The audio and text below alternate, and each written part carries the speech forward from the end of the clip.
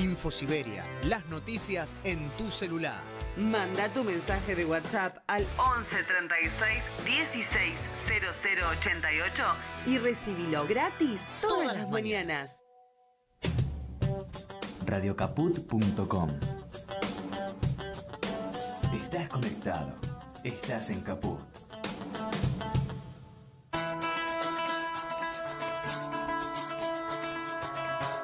Horas extras. Un panorama del mundo del trabajo. Horas extras. Con Enrique Garrido y Vilma Noche. Qué lindo verlos venir, adueñándose de las avenidas, ocupando los balcones, los crisantemos, el mediodía. Vienen de sus pueblos, de sus olvidos, de sus manteles, desde sus baldíos. Vienen de todo el país. Sumate a Horas Extras. Un beneficio sin impuesto a las ganancias. Hasta su propia mirada.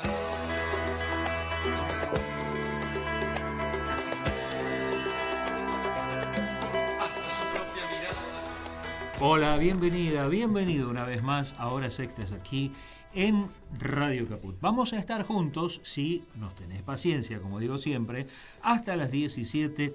Nuestro compañero Martín Loza está en la operación técnica y más, y en la conducción Vilma Noche y Enrique Garrido. Hoy no estamos solos, Vilma, estamos en compañía de Mónica Sladonia, que es la directora de proyecto en la Argentina de la Fundación Friedrich Ebert. Bueno, queremos además primero felicitarlas porque han recibido la Fundación un importante reconocimiento en la legislatura, que ha estado muy muy interesante, por además quienes los han acompañado, ¿verdad? Así es. Vimos que estaba el ex ministro de Trabajo, Carlos Tomada, estuvo Estela de Carlotto. Sí, la verdad que el legislador Matías Barrotaveña, de Unión por la Patria, le hizo este reconocimiento a la Fundación Ebert, y quisimos aprovechar ese momento y este terrible contexto histórico que nos está tocando vivir para hacer a su vez un reconocimiento a abuelas, en particular en la figura de Estela Carlotto, quien nos acompañó. Estuvo un representante de la embajada alemana, estuvo nuestra directora saliente, que es Svenja Blanque, y los nuevos directores de la Oficina FES Argentina, Sebastián Sperling y Uta Dirksen. Sí. Fue un acto muy bonito en ese sentido. Sí. Queríamos pedirle en principio que nos haga un breve detalle de qué se dedica la Fundación, bueno, para nuestros oyentes. Sí, por supuesto. Si ustedes me permiten, yo querría tomar un segundito, sí, porque la verdad que estoy como muy horrorizada con los acontecimientos que han pasado, que le ha costado la vida, el atroz crimen de Brenda, Morena y Lara en la Matanza.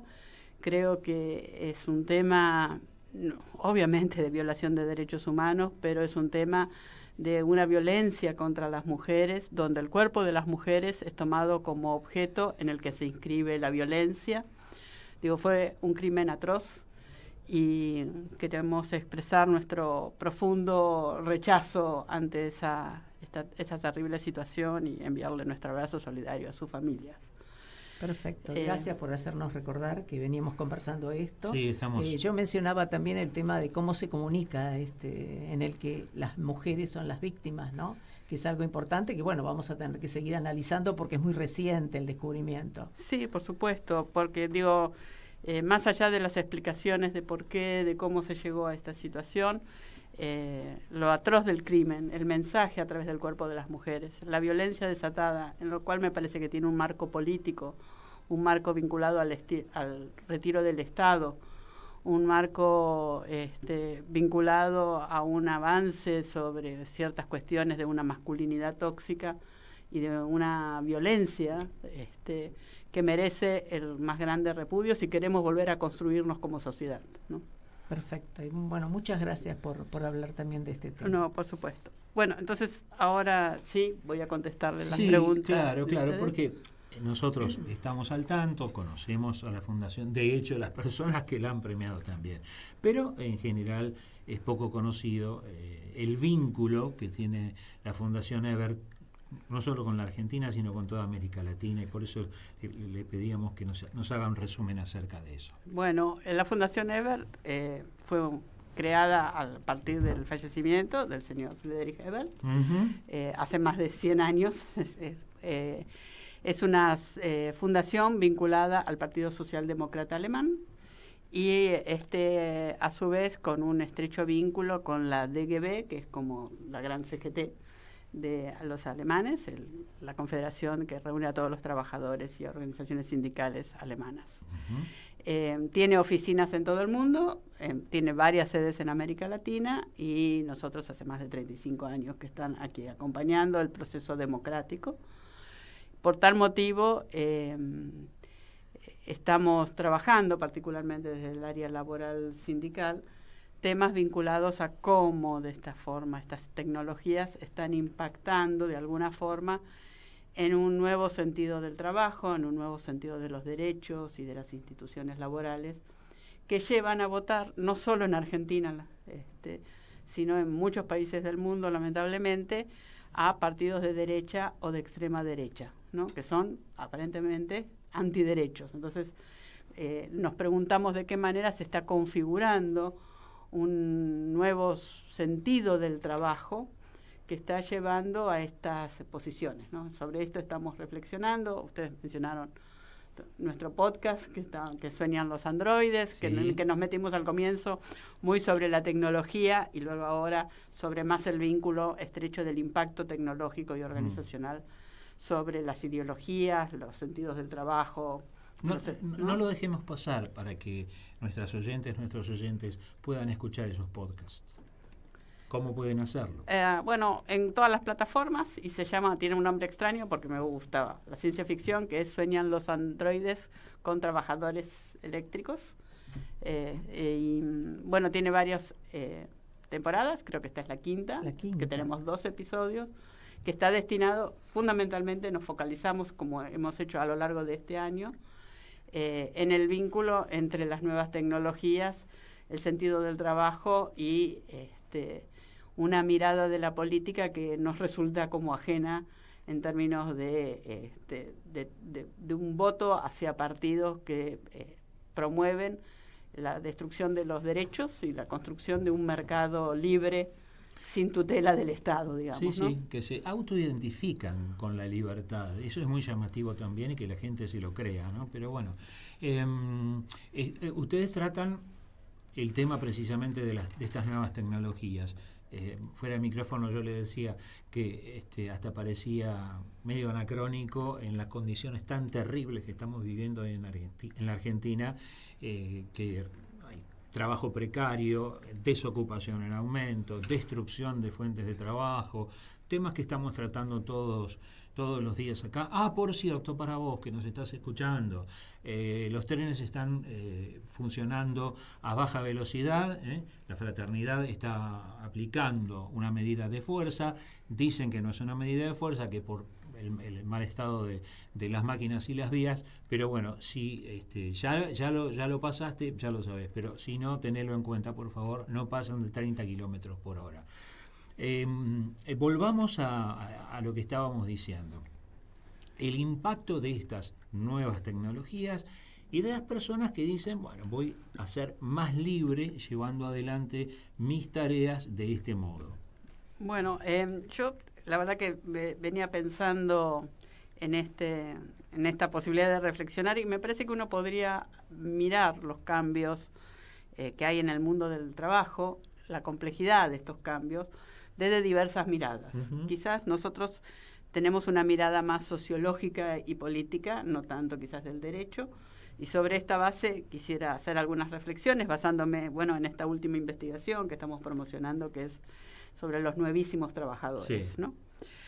Lo primero que me parece que hay que tener en cuenta es que si bien todos hablamos de una forma u otra del trabajo del futuro o del futuro del trabajo, como dice la OIT, la incertidumbre está en este futuro.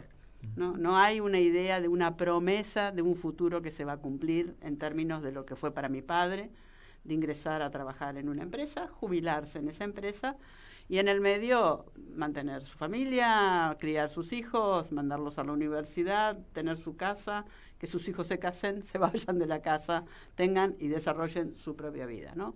Y luego jubilarse en condiciones dignas, me parece. Bueno, esa certeza hoy está atravesada por un alto nivel de incertidumbre, acompañado, y en esto algo tiene que ver esto que hablábamos un ratito antes de la inteligencia artificial, los algoritmos, pero yo diría la gran cantidad de información. Tenemos altos niveles de incertidumbre con elevadísimos capacidad de acceder a cualquier tipo de información, ¿no? Hoy tenés traductores simultáneos que te permiten traducir simultáneamente los escritos en inglés, en alemán, en francés, en chino, mandarín, o en el idioma que estuviese francés, que estuviese en escrito, ¿no? Ahora, esa excesiva cantidad de información no sirve para reducir estos elevados niveles de incertidumbre. Eso me parece que es una perspectiva. La segunda perspectiva, y estos como argentinos lo conocemos bien, hemos vivido de crisis recurrente en crisis recurrente. Digo, haciendo una breve historia de mi familia, con mis padres el Rodrigazo, luego Martínez de Oz, luego, bueno, viene la democracia, con Alfonsín el plan austral, el plan primavera, la hiperinflación. Luego viene el menemismo, el neoliberalismo, bueno, el efecto tequila, el incremento de la desocupación, el estallido de retiro del Estado, no teníamos moneda, ¿no? El club del trueque, el bendito 2001.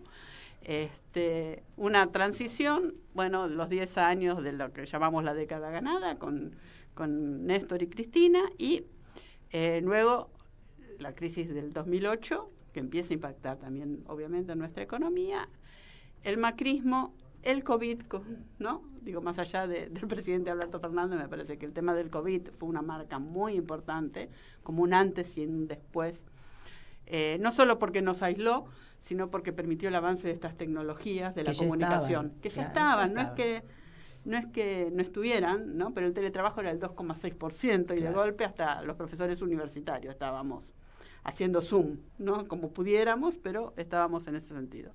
Entonces, me parece que esto que vos decís que ya estaban, pero que le dio un rasgo, me parece también interesante a estas tecnologías, y por eso quizás nos hace tanto ruido en relación a la mirada entre los trabajos, el trabajador, las trabajadoras y el mundo del trabajo y las instituciones, que es que se estableció una dinámica muy, muy acelerada de cambio tecnológico. Y nosotros tenemos, como todo el mundo, instituciones propias de un capitalismo industrial que se caracterizó por 30 años de estabilidad, ¿no? Entonces eran instituciones preparadas para la estabilidad. No están preparadas para este avance del cambio. Y eso digo instituciones, las educativas y las laborales, ¿no? Que son como nuestros mecanismos de inclusión social ascendente privilegiado. En este momento ambas dos están en crisis, cuestionadas por esta dinámica acelerada del cambio tecnológico, y con ello la tensión democrática se hace juego. Me parece que ahí hay una primer pista para pensar, digamos, así en términos brutales, por qué los trabajadores y las trabajadoras votarían a la derecha. Estaba pensando muy libremente, ¿no? Pero el capitalismo más extremo alguna vez se apropió de nuestros cuerpos, y me parece que en alguna medida vuelve a hacerlo a través de estos mecanismos, ubicándonos donde quiere, y haciéndonos menos libres de nuestros propios movimientos. Porque si bien ese trabajo de 8 horas estábamos ubicados en eso, teníamos nuestro espacio de trabajo, nuestro espacio de vida familiar, etcétera.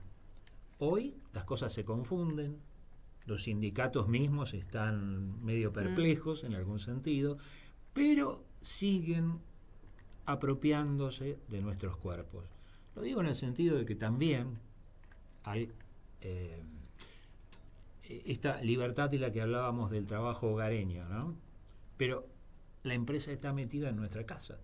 Nuestra casa deja de ser lo que era para transformarse en otro ámbito. Sí.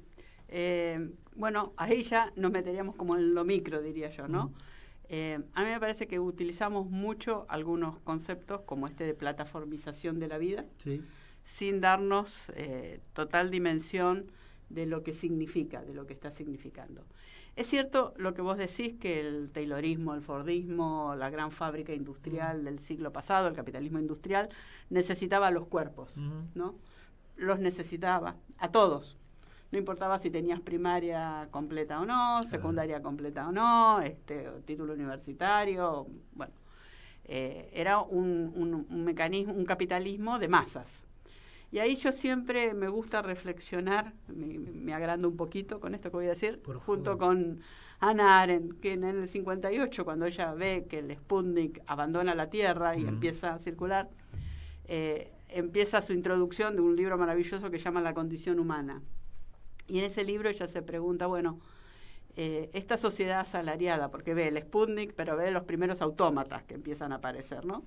Y dice, bueno, esta sociedad asalariada, que cada vez necesita menos trabajadores, no habrá forma más cruel que esta, ¿no? Y creo que lo que estamos viviendo ahora es una tecnología que vuelve extranumerario, digamos, a muchos de los trabajadores, a los cuales muchos ya no los podemos ni siquiera considerar como ejército de reserva, ¿no? Y de vuelta, ahí tenemos un problema de cómo construimos nuevamente esta sociedad.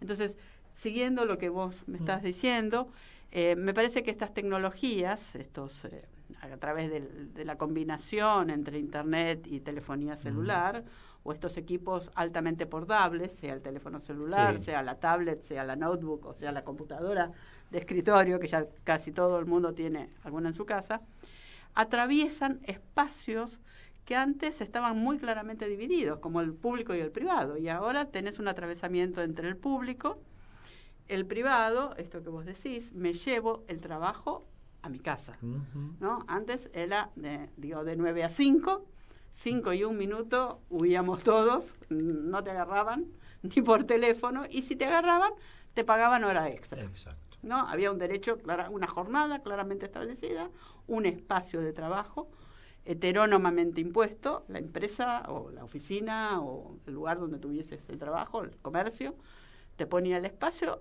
la duración de la jornada de trabajo. Esto con el COVID cambió mucho más rápidamente de lo que venía planteándose. Entonces tenés que el trabajo atraviesa, por un lado creo que tenemos que pensar, el empleo queda todavía en el lugar de lo público, ¿no? Es un trabajo que se hace en un marco institucional. Ahora, el trabajo lo llevo conmigo a mi casa. Primero porque los medios de producción, que son el celular, la tablet, son míos. Como el auto del Uber también, ¿no? Como la bicicleta del rider de pedido ya, ¿no? Las computadoras me pertenecen a mí y van conmigo a mi casa. Con lo cual, ya no es el empleo, el trabajo abandona la exclusividad de la oficina o de la fábrica y entra en el hogar. Y ahí hay una ruptura no solo entre la división tajante entre el público y privado, sino también con el tema de lo íntimo, ¿no? Sí. Y en esto me parece que hay temas muy importantes para reflexionar. No solo porque junto con las computadoras entran las formas de gestión algorítmicas y las formas de control, sino que también por estas mismas crisis recurrentes, por vamos a llamarlo así, capitalismo financiero, me parece que se nota con esta idea de que el dato es el nuevo petróleo, un fuerte desplazamiento entre el salario, ¿no? Como forma de ingreso, de mantenimiento, y la renta que obtengo especulando como trader en las finanzas, aunque me digan eso se necesitan altas calificaciones, me parece que ya no. Cualquier aplicativo bancario tradicional te dice cómo hacer un fondo de inversión, cómo comprar dólares, ¿no? De cualquier manera, lo que usted mencionaba antes, sobre todo los chicos, pero chicos y chicas que hacen repartos, la gente de Uber, ahí estamos hablando de marginalidad. No, yo eso lo discutiría porque me parece que ahí sí retomaría un poco este tema de la diferencia entre actividad, trabajo y empleo, porque estas tecnologías establecieron una relación muy fluida entre espacios que antes estaban, actividades, trabajo y empleo que estaban como claramente delimitadas. Por ejemplo, bueno, el feminismo, ¿no? Con el cuidado. Bueno, esta es una actividad que la transforman en un trabajo. Eso que llamas amor, no es amor, es trabajo, pero dentro del cuidado hay cosas que son de actividad. Voy a ver una amiga enferma. ¿Es un trabajo? Es una actividad. Voy a jugar con mis hijos. ¿Es un trabajo? Es una actividad. Pero, digo, para dejar como el problema que me está estableciendo estos nuevos conceptos, ¿no? Entonces, los chicos jugando con sus computadoras, el Minecraft o cualquier jueguito online, y que reciben monedas o que reciben premios o que le enseñan a la máquina a mejorar el programa, ¿están jugando o están trabajando? ¿No? Eso es una... Pero además, y esto nos ha pasado cuando presentamos este trabajo de los novísimos trabajadores, en distintos sectores de actividad, que frente a la caída de los salarios, a la no homologación de las paritarias, o sea, se negocia a la baja, pero además no la homologan, con lo cual es peor todavía la situación. Bueno, la gente busca estrategias de sobrevida que la plataforma pone al alcance de su mano. Aún teniendo un empleo donde tiene un lugar establecido y un empleador. Por supuesto. Decir, tiene que tener un extra. Docentes están haciendo. Docentes, metalúrgicos, trabajadores de energía. No digo solamente el trabajador más precario, ¿no? Y no solamente, digo, lo que en un momento era, bueno, el trabajador que ponía el tallercito, el soldador, el tornero. Claro. Bueno, eso no, porque es caro, la luz, los servicios, no hay un mercado para eso, pero el coche como Uber funciona, sino lo que funciona es el juego, sino lo que funciona es, bueno, otros aplicativos. No quiero entrar mucho con el tema de OnlyFans porque me parece que hay como una mirada medio banal que se establece, pero ciertamente ahí la tecnología entra en lo íntimo y el dato que se vende, sea la voz en términos de acompañamiento, sea la figura, la foto en términos del pie o aquella parte de mis datos que yo vendo en un mercado en el que trato de no, pero que tiene más de 300 millones de usuarios en todo el mundo, ¿no? Entonces se está configurando un mercado de trabajo distinto al que, digamos, tradicionalmente uno analizaba, donde vos tenías el empleo formal y el trabajo informal. Ahora tenés empleo formal con bajos salarios, en situación de pobreza, pero además que el mismo trabajador, la misma trabajadora, cruza la frontera y en el mismo día es empleado, empleada, tiene un empleo en blanco registrado y tiene este trabajo. ¿Por qué no le parecía que podía hablarse de precarización en estos casos? Porque la idea de precarización y la de informalidad está muy pensada, quizás erróneamente, como una anomalía del mercado de trabajo, ¿no? Siempre pensamos del mercado de trabajo más hacia el pleno empleo, como el Estado, único modelo, el Estado de bienestar. Y me parece que ahora la anomalía se está volviendo normalidad, por esto de las crisis recurrentes. Yo voy a especular en que esta empresa va a vivir, la empresa, ¿no? Hasta que yo me jubile. Las condiciones de mi jubilación que me da esta empresa me garantizan que cuando tenga la edad me voy a poder jubilar y me voy a comprar los medicamentos, atenderme con el médico, irme de vacaciones, no sé, ¿no? Bueno, estas promesas ahora están en riesgo y lo que hay, me parece, que quizás es donde vos estarás pensando ir, lo que aparece es no tanto la idea de la clase trabajadora como este lugar de las identidades y solidaridades colectivas, sino una idea más meritocrática en términos de, bueno, yo soy responsable de mi propio destino, pero no estoy sola. Yo no creo que sea el individuo aislado, ¿no? Porque lo que se está percibiendo es que aún en las chicas o chicos que están funcionando a través de OnlyFans, vendiendo sus datos, hay mecanismos de protección. hay foros de consulta. Los traders, ¿no? Los que juegan a la bolsa, están las 24/7 mirando si sube o baja el Bitcoin, bueno, también tienen foros de aprendizaje, de enseñanza, de tutoría, de asistencia, ¿no? De asesoría, donde, según esta investigación, no solo se habla de las finanzas o de los datos o cómo sacarse la foto, o la influencer que desde Instagram enseña cómo maquillarse o muestra un restaurante muy lindo que le ha gustado o un paisaje al que recomienda conocer, sino también se habla de política, ¿no?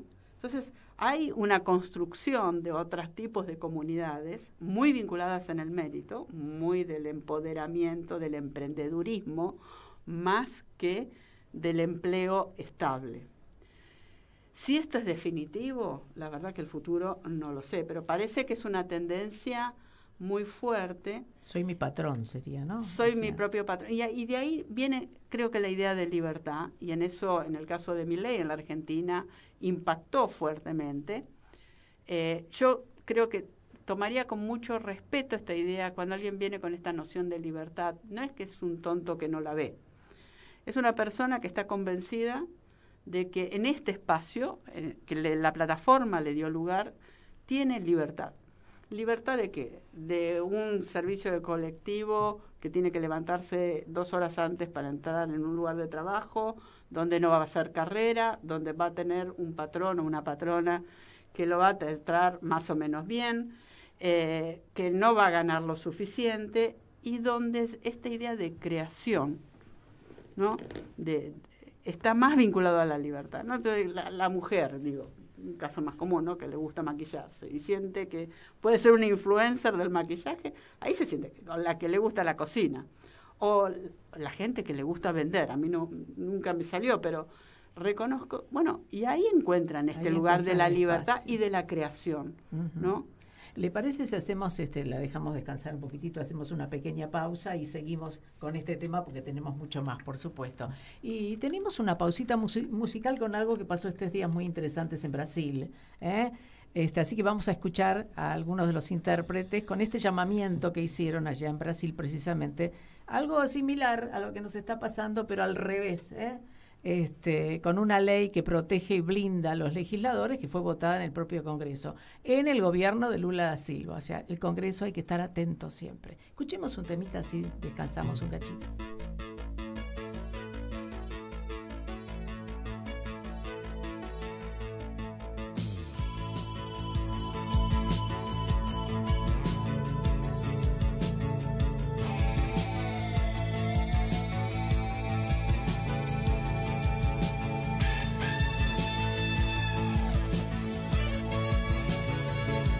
Enquanto os homens exercem seus podres poderes, motos e fuscas avançam e os sinais vermelhos e perdem os verdes, somos uns boçais. Querer gritar 700.000 vezes como são lindos os burgueses e os japoneses, mas tudo é muito mais. Será que nunca faremos se não confirmar a incompetência da América Católica, que sempre precisará de ridículos tiranos? Será que esta minha estúpida retórica terá que soar, terá que se ouvir por mais de anos? Enquanto os homens exercem seus podres poderes, índios e padres e bichas, negros e mulheres e adolescentes fazem o carnaval. Queria querer cantar afinado com eles, silenciar em respeito ao seu transe num êxtase, ser indecente, mas tudo é muito mal. Ou então cada paisano e cada capataz, por sua burrice fará jorrar sangue demais nos pantanais, nas cidades caatingas e nos gerais. Será que apenas os hermetismos pasquais, os tons, os mil tons, seus sons e seus dons geniais nos salvam, nos salvarão dessas trevas e nada mais? Enquanto os homens exercem seus todos os poderes, morrer e matar de fome, de raiva e de sede. São tantas vezes gestos naturais. Eu quero aproximar o meu cantar vagabundo daqueles que velam pela alegria do mundo, indo mais fundo, jeans e bens e tais. Será que nunca faremos senão confirmar a incompetência da América Católica, que sempre precisará de ridículos tiranos? Será que esta minha estúpida retórica terá que soar, terá que se ouvir por mais 1000 anos?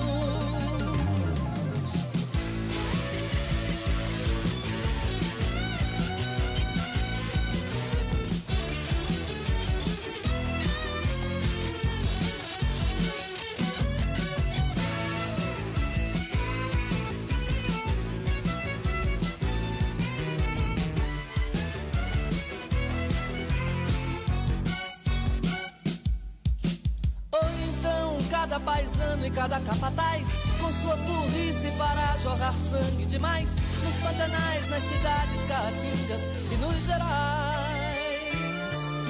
Será que apenas os hermetismos pasquais, os tons, os 1000 tons, seus sons e seus tons geniais, nos salvam, nos salvarão dessas trevas e nada mais?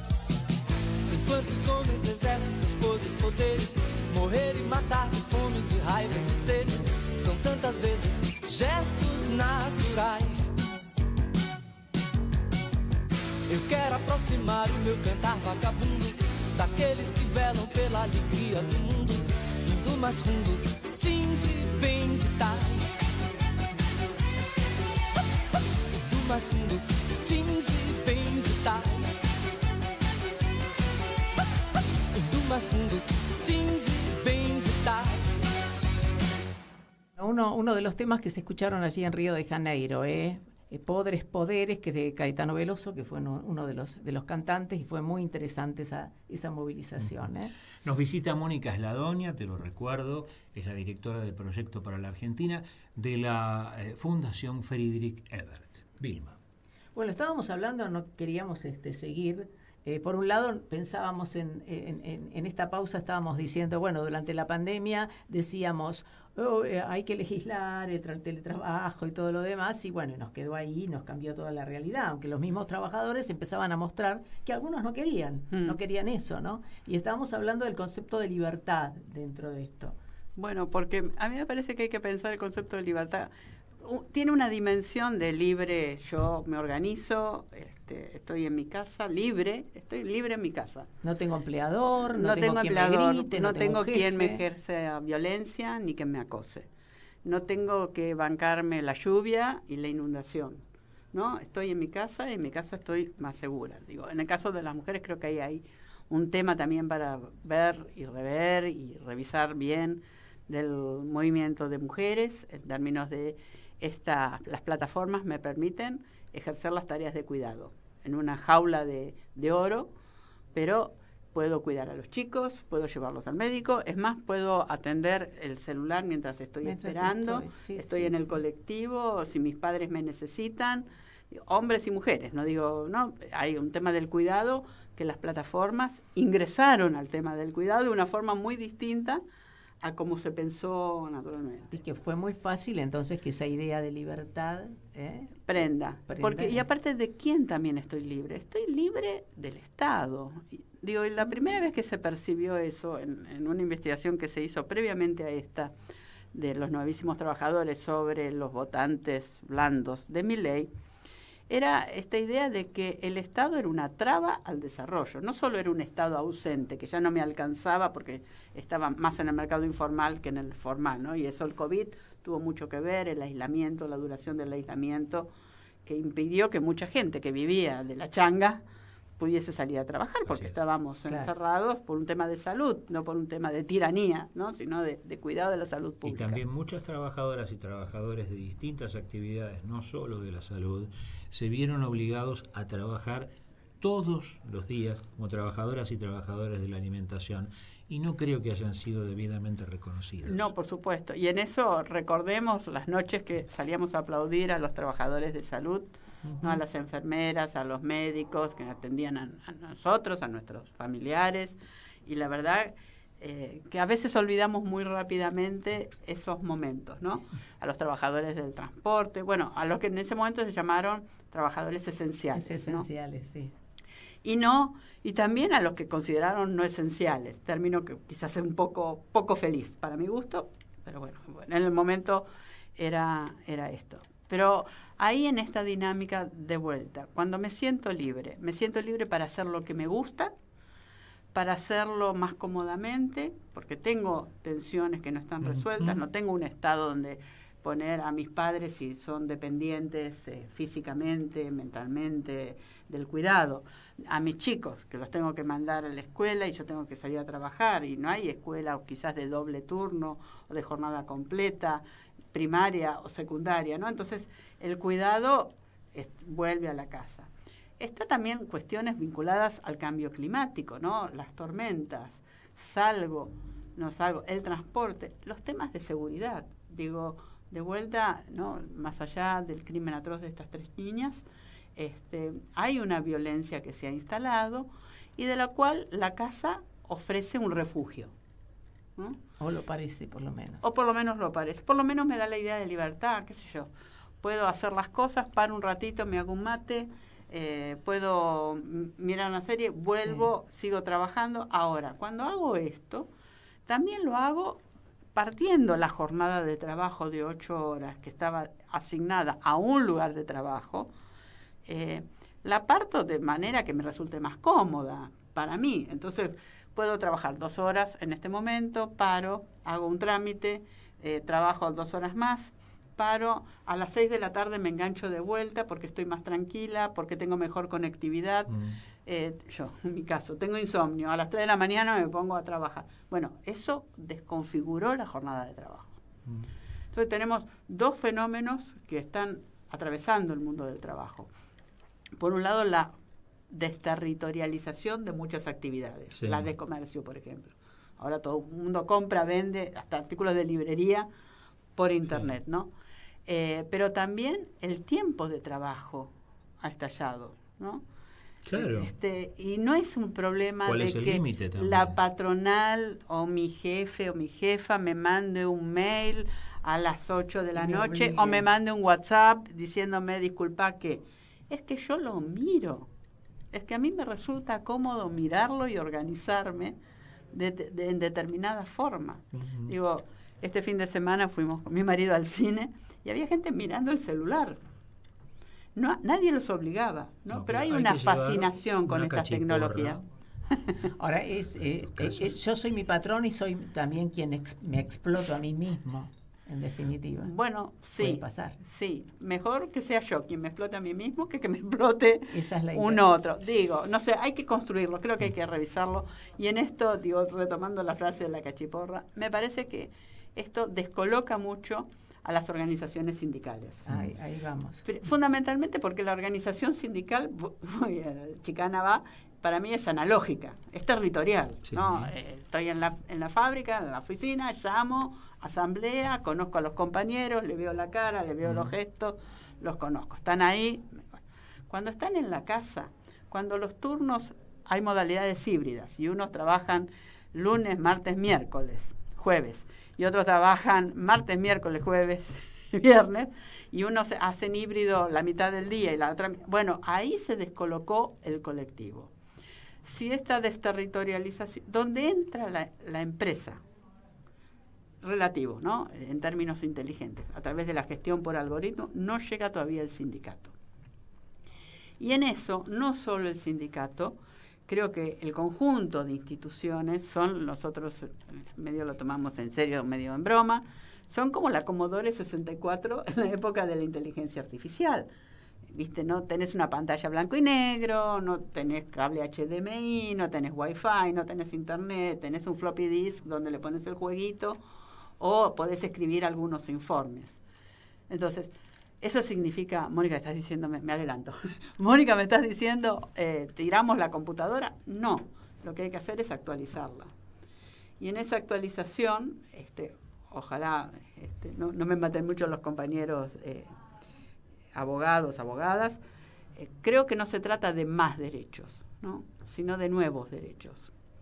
Creo que hay derechos que ya no funcionan, no llegan y no nos animamos a pensar los nuevos, ¿no? Hay una dinámica que creo que la derecha la va ganando, ¿no? Aparentemente la derecha habla del futuro, de las tecnologías, de Elon Musk, de los coches híbridos, de Internet, de viajes a Marte, qué sé yo. Ahora, nosotros hablamos del pasado. Pero seguimos teniendo una población que ni siquiera puede acceder a estar haciendo esto porque no tiene el teléfono de última generación. Sí, 88 millones de teléfonos hay en la Argentina, celulares, con 50 millones de habitantes, no sé cuántos seremos ahora, pero no. Y además en las comunidades más aisladas, el SatLink llega y acceden a la comunicación. No, estamos configurando un mundo distinto. ¿No es el que queremos? Sí. Pero como no es el que queremos y no sabemos cómo entrarle y no sabemos cómo construir el futuro... Entonces, ¿la salida? Creo que debemos dejar de aferrarnos al pasado. Ajá. Y animarnos a meternos en temas que son incómodos. Si yo tengo una molestia en los dientes, mejor que vaya al odontólogo y que me diga que me tengo que hacer un conducto. Ahora, si no quiero las malas noticias y me quedo en casa, lo seguro que el sábado a las 3 de la mañana voy a tener la boca así inflamada. Ahora, digo, todas las instituciones están estallando del régimen de bienestar, ¿no?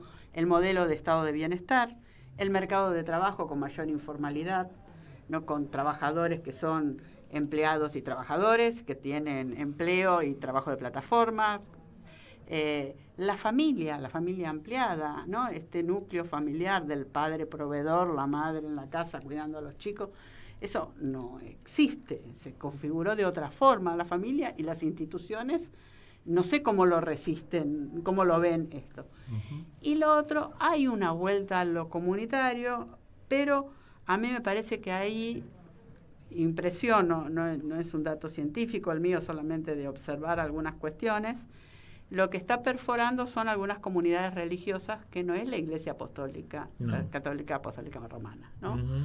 Son otras iglesias muy distintas.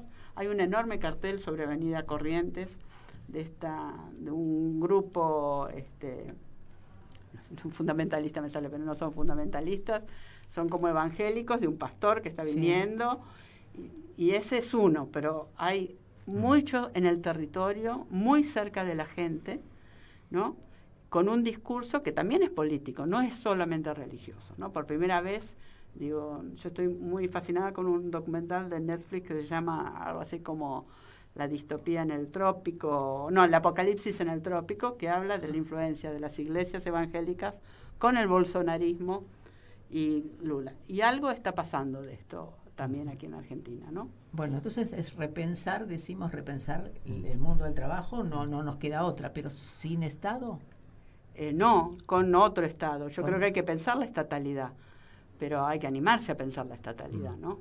Mónica, sabemos, lo hemos hablado, que tiene un tiempo limitado, pero nos quedamos muy entusiasmados y muy inquietos, así que yo nos dejó así como que la solución está muy lejos. La comprometería, aunque no pueda venir a hacerlo por teléfono, a ver el qué hacer, a abordar el qué hacer. Hay algunas ideas para afrontar esta nueva realidad, porque si no las hay las vamos a tener que inventar. Y lo hacemos en otra ocasión, ¿está bien? ¿Cómo no? Va a ser un gusto, y el qué hacer hay que pensarlo también colectivamente, ¿no? Uh-huh. Hay que dudar un poco de los que tienen tan claro qué es lo que hay que hacer, ¿no? Digo, hay que reconstruirlo, tenemos que reconstruir la sociedad, ¿no? El primer qué hacer sería ese. Bueno, y recomendamos entonces a las oyentes, a los oyentes, los podcasts, ¿sí? Que eran Sueñan los androides con trabajadores eléctricos. Muy amenos y muy como deben ser, ¿no? Porque se habla mucho de podcast, pero no se hace muy bien. Muchísimas gracias. No, gracias a ustedes por la invitación. Hasta la próxima. Gracias. ¿Nos vamos un poquito de música entonces? Un poquito más.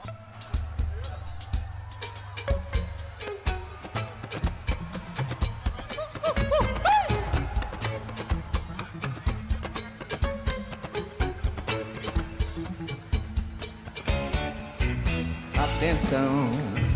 Ao dobrar uma esquina, uma alegria. Atenção, menina, você vem. Quantos anos você tem? Atenção, precisa ter olhos firmes pra este sol, para essa escuridão. Atenção, tudo é perigoso, tudo é divino, maravilhoso. Atenção para o refrão. Uau! É preciso estar atento e forte. Não temos tempo de temer a morte. É preciso estar atento e forte. Não temos tempo de temer a morte. Atenção para a estrofe pro refrão, pro palavrão, para a palavra de ordem. Atenção para o samba, a exaltação. Atenção, tudo é perigoso, tudo é divino, maravilhoso. Atenção para o refrão. Uau! É preciso estar atento e forte. Não temos tempo de temer a morte. É preciso estar atento e forte. Não temos tempo de temer a morte.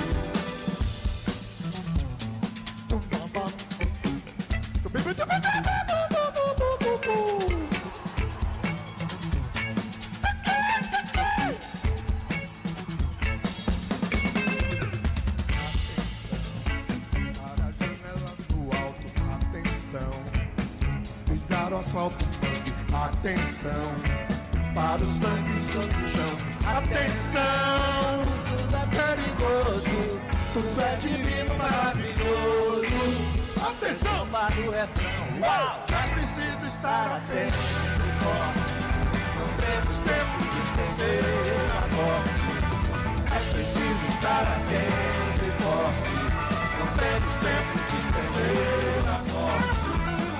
Preciso estar atento e forte. Não temos tempo de... ¿Querés arrancar la mañana bien informado? ¡Rompelo! Infosiberia, las noticias en tu celular. Manda tu mensaje de WhatsApp al 11 36 16 00 88 y recibilo gratis todas las mañanas. La única que me hace feliz cuando nadie te dice la verdad. Infosiberia, las noticias en tu celular. Manda tu mensaje de WhatsApp al 11 36 16 00 88 y recibilo gratis todas las mañanas. Un programa en ascenso. Bote a Tierra, con la conducción de Gonzalo Quintas y Carlos Seriani. Bote a Tierra, viernes de 20 a 22 horas. En Caput. Dos miradas que se cruzan para hablar de nuestra realidad. Desde la radio y con la enorme posibilidad de comunicarnos con todos ustedes, queremos charlar con la gente, con los protagonistas, con los actores. Diseño Universal. Fabián y Fernando Galarraga. A pesar de los intentos de invisibilizarla para señalar que estamos viviendo una situación verdaderamente trágica. Una propuesta colectiva para dejar nuestras individualidades prejuiciosas atrás. Se aprobó con unanimidad una ley que empieza a mejorar un poquito la situación de las familias y de las personas con discapacidad. Diseño Universal. Viernes a las 14 por Radio Caput. La hora de Moreno. El programa de Guillermo Moreno. Economía, política y actualidad. A puro peronismo. Los viernes a las 19 en Caput. Hoy Chicha se nos fue. En Caput. Ana María Cariaga, pero quizás nos sobrevuele con su alma de abuela guerrera. Pasan cosas. Para darte a vos, Clara Anaí, esos abrazos tejidos y abrigados. El zapabón. Decir que es merecido es poquito, no hay palabras para describir a Chicha. María Victoria. Con nosotros los nietos era sumamente cálida. Yo no me puedo olvidar de los regalitos que nos traía también a nosotros. Eve de Bonafini. Para mí fue una hermana, una amiga, una compañera. No sé sé por qué la vida nos juntó, pero nos pusimos de acuerdo en muchas cosas. Juan Martín Ramos Padilla. Esa placa que vamos a descubrir con el nombre de Chicha Mariani no es algo decorativo, pero es la asunción de un compromiso de defender las causas populares.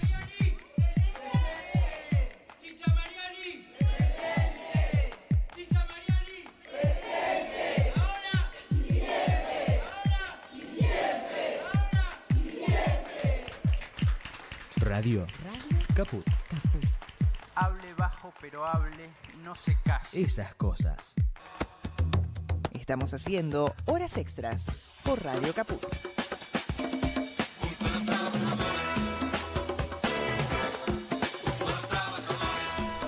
Muy bien, estamos en Horas Extras aquí en Radio Caput y nos quedan unos buenos minutos para compartir. Nos quedamos muy inquietos con la exposición. Nos quedamos como nerviosos, no es que no sabíamos, sí. Pero sí. Pero bueno, sí. Es un trabajo por delante importante, y una lucha más que un trabajo la que vamos a tener contra esto. Bueno, íbamos y de cualquier manera te lo voy a contar, te lo vamos a contar, a tratar el tema de Basali. Basali, la fábrica de cosechadoras que está en Firmat, en el sur de la provincia de Santa Fe, en una situación gravísima. Durante mucho tiempo ha ido de mano en mano, de manera bastante sospechosa, Basali. Esta vez ha ocurrido lo mismo, con promesas de que iban a mejorar las cosas. Lo cierto es que no es así. Y las trabajadoras y trabajadores de Basali están fuera de la fábrica, la han cerrado. Digamos que es la fábrica de cosechadoras más importantes. En la localidad de Firmat, en Santa Fe. Santa Fe. Y estamos en vísperas de una movilización a Rosario. Van a ser el sindicato, la Unión Obrera Metalúrgica y los trabajadores y las trabajadoras de Basali se van a movilizar mañana a Rosario junto con otras organizaciones en reclamo de que esto se solucione, porque son 300 fuentes de trabajo, han despedido, también han despedido a delegados, y no es que haya motivos, no, simplemente no pagan, hace 3 meses que no le pagan a nadie. Hoy tenían una reunión en el Ministerio de Trabajo Provincial y era lo que queríamos saber si habían tenido alguna novedad, porque vienen cobrando desde el año pasado, con la particularidad de que apareció era una empresa de Eskenazi, y otro socio, Matías. La vendieron. Sí, en realidad tienen dudas el sindicato. Claro, si realmente la vendieron, es más o menos lo que estaba sugiriendo. Un personaje, apareció un personaje, un dueño nuevo que nunca conocieron, que no se presenta, que empezó a pagar en cuotas. Y no se presenta a las audiencias tampoco. Todos los que conocemos este tipo de procedimientos hablamos de vaciamiento. Bueno, no quiero ser apresurada, pero da toda la sensación. Esperemos que no por los trabajadores. Y bueno, es parte también de todo lo que estamos viviendo y que en números hemos conocido en las últimas horas también información, ¿no?, de la caída de la actividad, de cuántas empresas se perdieron en estos meses y cuántos puestos de trabajo. Se habla de 220.000 puestos de trabajo perdidos y 15.000 empresas cerradas. Estamos hablando de solamente 19 meses. Este es el precio de la libertad que nos trae el libertarismo. Y son datos oficiales, datos de la Superintendencia de Riesgos de Trabajo. No estamos hablando de ninguna consultora privada tampoco. Y yo te recuerdo que, como te lo dijimos al principio del programa, ten en cuenta que la fraternidad está llevando adelante. Hay una discusión si es medida de fuerza o no. La fraternidad dice que son medidas de precaución porque las vías están hechas percha y la empresa dice que es una suerte de atentado. Bueno, hay cancelaciones de servicios. Están circulando a 30 por hora de máxima. La fraternidad son los maquinistas y las maquinistas y están reclamando una propuesta salarial decente en paritarias, están denunciando que la aseguradora de riesgos del trabajo que ellos tienen da un servicio deplorable e insuficiente y dicen que la organización de los servicios de trenes son un desastre y que las autoridades no tienen en cuenta sus sugerencias. Vos tenías algo más sobre trabajo, pero que tenía que ver con el personal, con ANAC, ¿no? Con la ANAC también había una información. Sí, tenemos un audio preparado. Sí. Mientras prepara Martín el audio, sí. Quería comentarte algo muy interesante de las últimas horas, que es un mail que se conoció, Infogremiales lo dio a conocer, sí. de Sandra Petovelo, que tuvo que salir a aclarar que Claudio Aquino no estaba más en la cartera. En realidad Claudio Aquino ya había dejado su puesto hace unos meses. Lo que llama la atención es que salga ahora a decir que no pertenece a la Secretaría de Trabajo, Empleo y Seguridad Social, ni a Capital Humano. El cargo que tenía era estaba en la Secretaría y tenía que ver con el vínculo con los sindicatos. Así es. Bueno, ¿por qué digo todo esto? Que el tema, además es el papá, que este muchacho lo ha dicho en su canal de streaming, es el papá de Guillermo Aquino. Él lo había anunciado y había dicho que el padre dejaba cuando ingresó y cuando dejó. Pero todo esto lo que llama la atención es que salga ahora en medio de los rumores de más pedidos de ayudas monetarias. Claro. ¿Querés que le decimos coima directamente? Claro. Venta de influencias. Bueno. Es decir, quédate tranquilo que aquí no está más, ¿sí? Bueno. Está Petovelo. No había nadie en ese cargo, pero ahora sí ya tenía un postulante, Petovelo. Pero llamativamente salen a aclarar precisamente que no está. Es decir, sáquenmelo porque parece que se hablaba mal de él. Bueno, un tema más en el que vamos a tener que investigar y ahondar, lamentablemente. Los controladores y las controladoras, los controladores aéreos continúan en conflicto, lo hablamos la semana pasada. Y Marcelo Belelli, su representante gremial, nos envió un mensaje porque están en vísperas de alguna otra nueva medida de fuerza. Buenas tardes, soy Marcelo Belelli, coordinador nacional de ATEANAC. Les envío este mensaje donde comunicamos que el día lunes próximo, 29 de septiembre, vamos a convocar asambleas. Hay una situación bastante crítica en el sector de trabajo de ANAC, de la Autoridad Aeronáutica Argentina, donde a la pérdida de poder adquisitivo de más del 40% se suma el incumplimiento de auditorías internacionales en materia salarial y en materia de personal. Y la verdad que es una situación bastante crítica que nosotros por lo menos no estamos con vocación de transitar. Nosotros creemos que cualquier cuestión es discutible, reorganizar el Estado es discutible, lo que no podemos hacer es parte de instancias que lo único que hacen es ir en contra de los intereses de las y los trabajadores de la ANAC, como así también las capacidades operativas del organismo. Por ese motivo convocamos asamblea el día lunes próximo. Esperamos poder arribar a un marco de solución preliminar para que las cuestiones no afecten la operatividad y por consiguiente no se vean afectados los usuarios de las distintas líneas aéreas. Les mando un abrazo grande. Bueno. Marcelo Belelli, sí, controladores aéreos, nada menos. Bueno, Están nos quedamos pensando, creo que nuestros oyentes y nuestras oyentes también, sí, ¿no? Ya vamos a tener oportunidad de volver a hablar. La conversación con Mónica Sladonia nos deja como inquietos, ¿no? Pero esta es la realidad. Bueno, ahora hay que pensar qué vamos a hacer con esto, porque esto prendió. ¿Qué hacer? Claro, ¿qué hacer de ahora en más? ¿Qué hacer de ahora en más? Nos vamos. Sí, nos vamos. Nos vamos todos. Gracias a Martín, como siempre, por ser más que nuestro operador. Estar en todo, absolutamente. Martín Loza. Recordá dónde nos pueden encontrar. En Facebook, con el nombre de nuestro programa, estamos en XX como Horas Extras OK, y también en Instagram, Horas Extras Radio. En todas partes. En todas partes, para que nos sigan. Gracias por acompañarnos. Chao, chao. Não tem discussão, não. A minha gente hoje anda falando de lado e olhando pro chão. Viu você que inventou esse estado, inventou de inventar toda a escuridão. Você que inventou o pecado, esqueceu-se de inventar o